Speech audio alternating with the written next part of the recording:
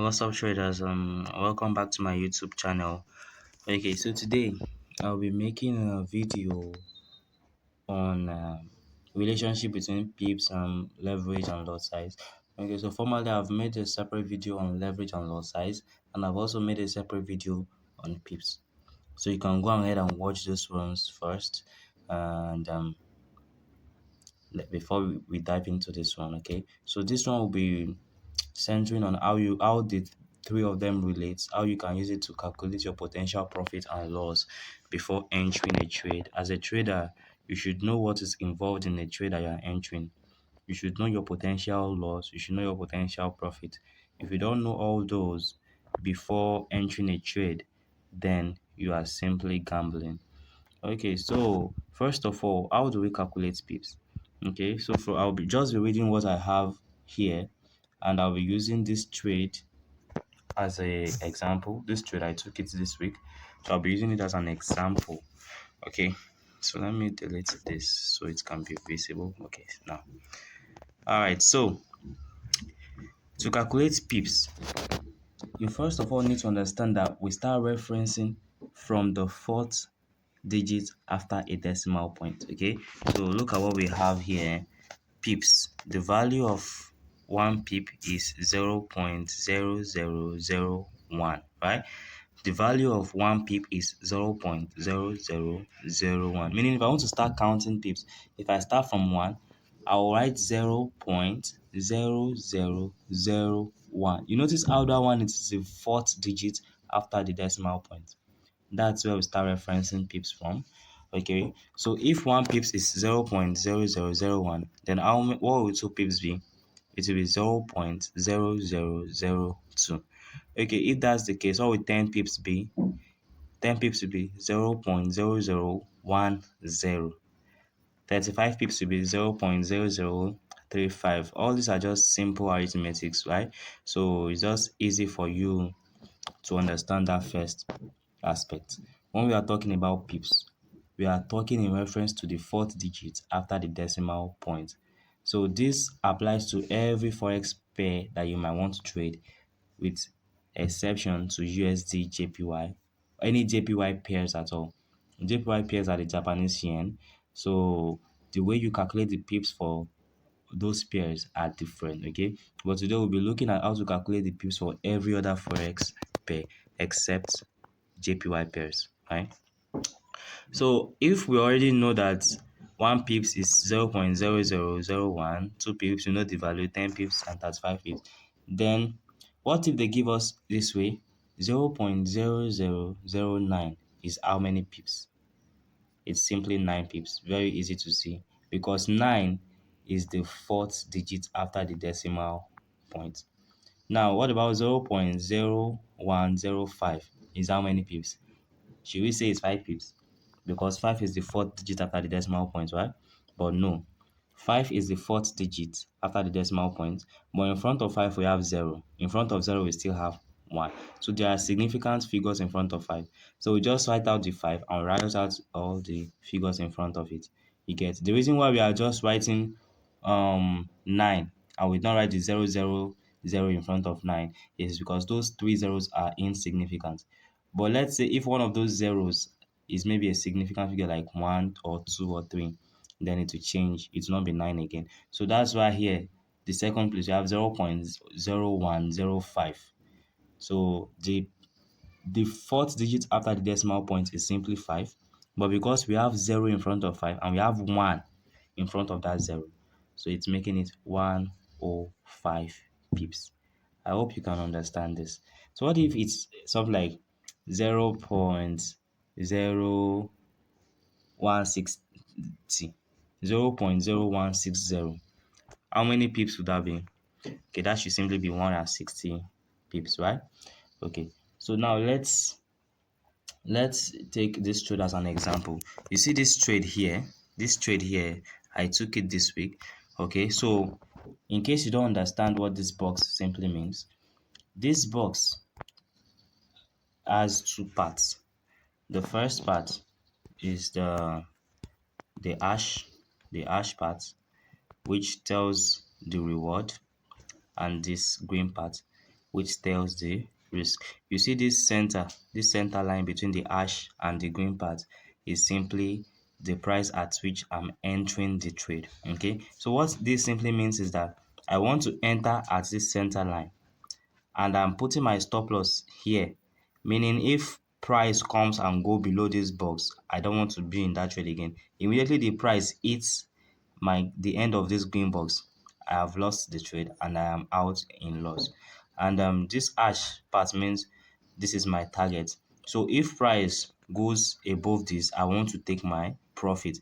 So immediately price goes above it, it means that I have closed my trade in profit. So that's simply the meaning of this box. Now for me to know how much I'm risking or gaining from this trade now, I need to know the distance between my entry, which is that middle line between the green and ash box. For me to know my profit, I need to know the distance between my entry and my target, and also the distance between my entry and my stop loss for me to know my risk, right? So my entry price, if you check the scale here, you see the readings on the scale, you will see that we have um the green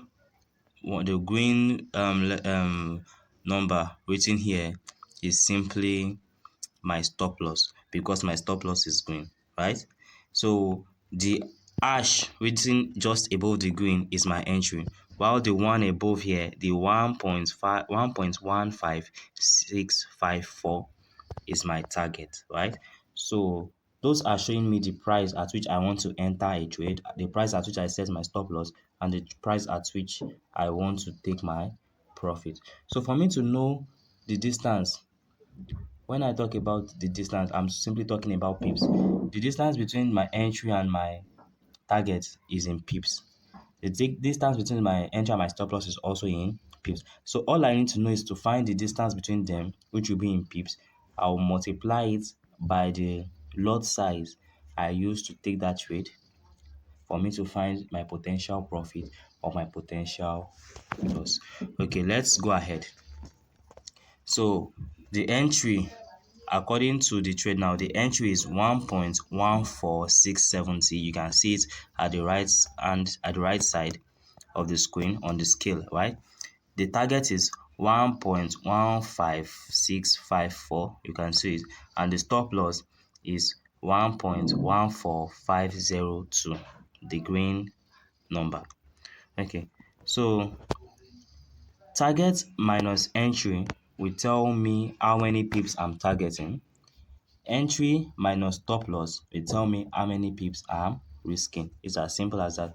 So here, I'm targeting 98.4 pips and I'm risking 16.8 pips. How did I do that? I did not do the subtraction, right? So just go ahead and subtract your target, 1.15654, and minus your entry, 1.14670, and see whatever you get. Make sure you pause this video and try it, okay? Try if you are going to get 98.4 for your target, and also for the pips, for the risk. If you say the target minus the stop loss, check if you are still going to get 16.8 for your stop loss. Actually, for me, I did not calculate it. But I know how to calculate it, but because I was just trying to make a note on this, I did not calculate it. This is how I know. Click on your position tool. It will bring out everything you need to know about it. So um the reason why I'm doing this is because it's also good as a trader for you to have the knowledge of it. But also there are some things that have been made easy for you to see. So if you check on top the target here, the target, you have 0.00984. Now look at, you have a percentage, then after that percentage you have 98.4. That is your pips. Look at the stop loss, 0.00168, right? Then you have 0.15%, 16.8. That's your pips.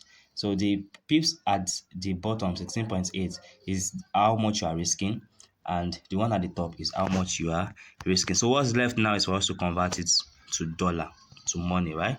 Okay. So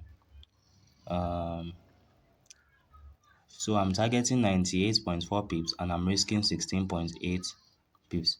98.4 pips will be how many? If I want to write it out in the normal way, I don't want to bring it as a I don't want to make it like 98.5. I want to write it in 0.00. If I want to represent it in the normal way currency is represented, it will be what? 0.00984.